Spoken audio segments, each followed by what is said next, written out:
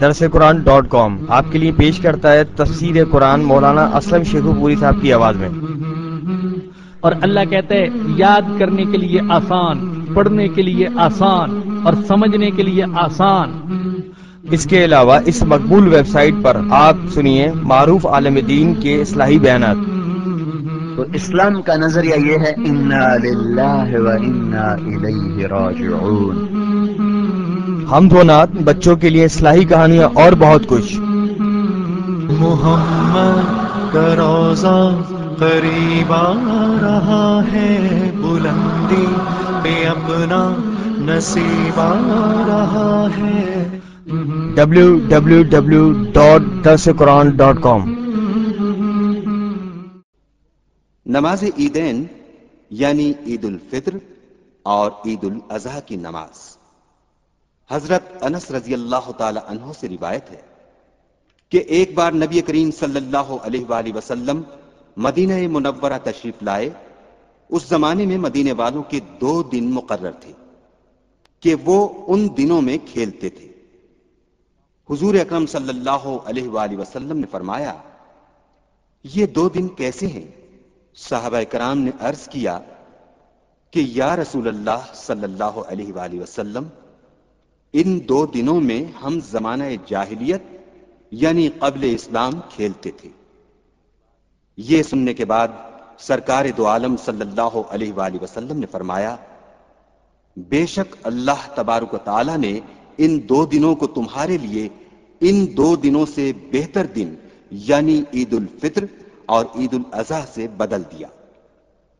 حضرت انس رضی اللہ تعالی عنہ سے روایت ہے کہ حضور نبی کریم صلی اللہ علیہ وآلہ وسلم عید الفطر کے دن عیدگاہ جانے سے پیشتر کچھ کھجوریں کھایا کرتے تھے۔ حضرت ابو سعید خدری رضی اللہ تعالی عنہ سے روایت ہے کہ نبی کریم صلی اللہ علیہ وآلہ وسلم عید کے دن اور بقرعید کے دن عیدگاہ تشریف لے جاتے تھے تو پہلا کام جو وہاں شروع کرتے وہ نماز تھی۔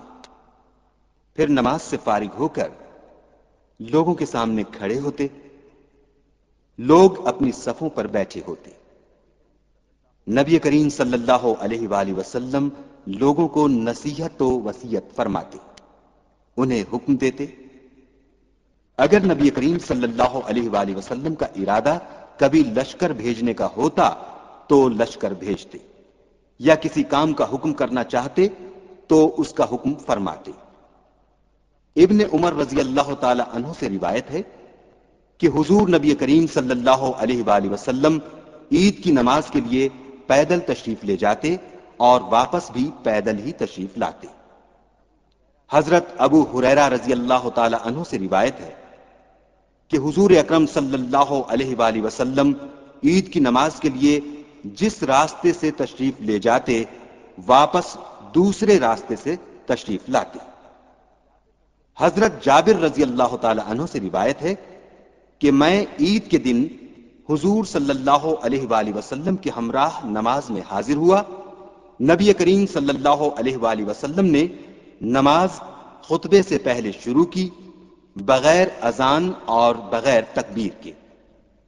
عید الفطر اور عید الاضحیٰ کی 2 نمازیں واجب ہیں، ان کی 2 رکعتیں ہیں اور نماز کے بعد خطبہ دیا جاتا ہے۔ خطبہ سننا سنت ہے۔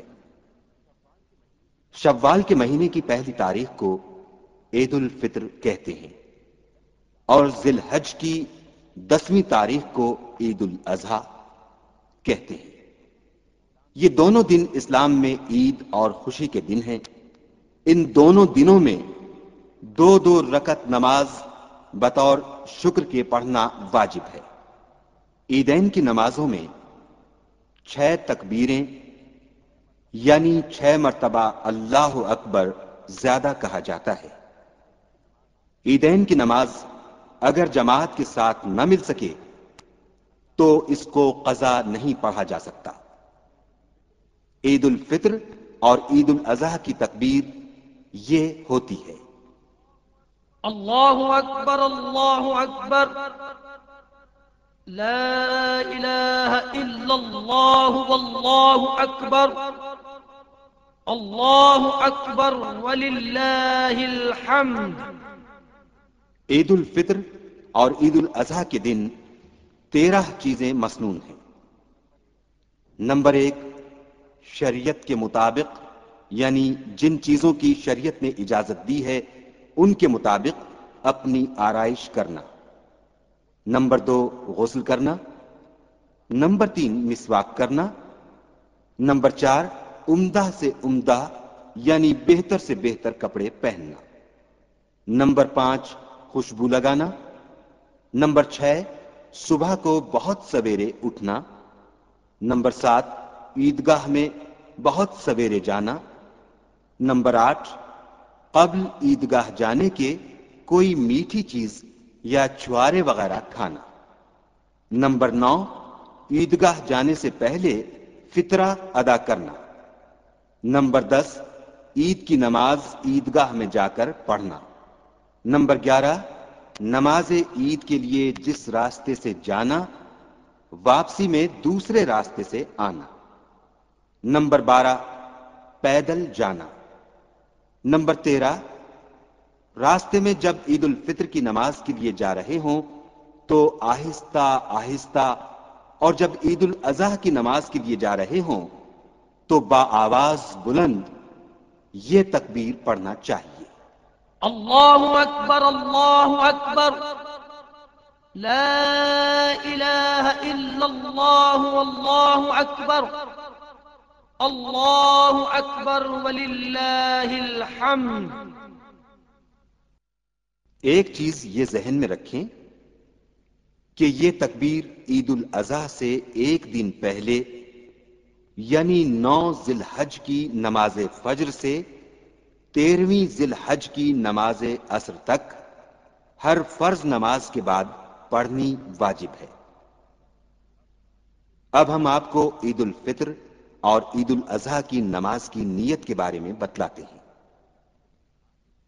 عید الفطر کی نماز کی نیت یہ ہوگی: میں نیت کرتا ہوں 2 رکعت نماز واجب عید الفطر، میں 6 زائد واجب تکبیروں کے امام کے پیچھے واسطے اللہ کے، منہ میرا کعبۃ اللہ شریف کی طرف۔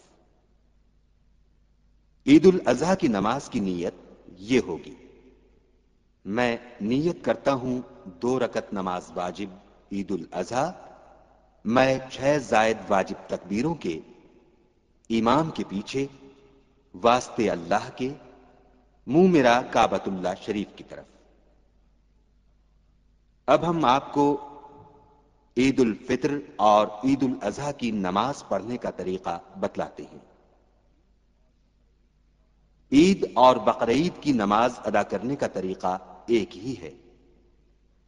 جب امام تکبیر تحریمہ یعنی اللہ اکبر کہے تو آپ بھی تکبیر تحریمہ یعنی اللہ اکبر کہہ کر ہاتھ باندھ لیں، اس کے بعد ثنا پڑھیں: سبحانک اللہم وبحمدک وتبارک اسمک وتعالی جدک ولا الہ غیرک۔ اس کے پڑھنے کے بعد اللہ اکبر کہہ کر ہاتھ کانوں تک لے جا کر چھوڑ دیں، یعنی ہاتھوں کو کھلا رہنے دیں، باندھیں نہیں۔ پھر دوبارہ اللہ اکبر کہہ کر ہاتھ اوپر تک لے جائیں اور پھر چھوڑ دیں۔ 2 بار یہ عمل کرنے کے بعد تیسری مرتبہ ہاتھ کانوں تک اٹھائیں اور کھلا چھوڑ دینے کے بجائے ہاتھ باندھ لیں۔ یہ 3 تکبیریں ہو گئیں۔ اب امام اعوذ باللہ من الشیطان الرجیم بسم اللہ الرحمن الرحیم کے بعد سورہ فاتحہ اور اس کے بعد کسی اور سورت کی قرأت کرے گا۔ نماز پڑھنے والے خاموشی سے سنیں اور امام کے اشاروں پر رکوع اور سجدہ کر کے پہلی رکعت مکمل کریں۔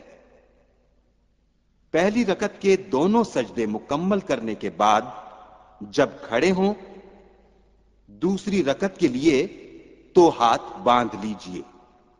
امام سورہ فاتحہ اور کوئی اور سورت پڑھے گا۔ اس سورت کے ختم ہونے کے بعد امام کے تکبیریں کہنے پر آپ بھی امام کے ساتھ آہستہ سے 3 مرتبہ اللہ اکبر کہہ کر ہاتھ کانوں تک لے جا کر کھلے چھوڑ دیجئے، اور چوتھی مرتبہ جب امام اللہ اکبر کہے تو آپ رکوع میں چلے جائیں۔ پھر امام کے اشاروں پر دوسری رکعت مکمل کر لیں۔ یہ ہوا عیدین کی نماز پڑھنے کا طریقہ۔ درسقرآن.com آپ کے لیے پیش کرتا ہے تفسیر قرآن مولانا اسلم شیخو پوری صاحب کی آواز میں۔ اور اللہ کہتے ہیں یاد کرنے کے لیے آسان، پڑھنے کے لیے آسان اور سمجھنے کے لیے آسان۔ اس کے علاوہ اس مقبول ویب سائٹ پر آپ سنیے معروف عالم دین کے اصلاحی بیانات۔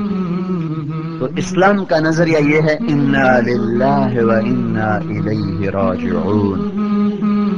حمد و نعت، بچوں کے لیے اصلاحی کہانیاں اور بہت کچھ۔ محمد کا روزہ قریب آ رہا ہے، بلندی پہ اپنا نصیب آ رہا ہے۔ www.darsequran.com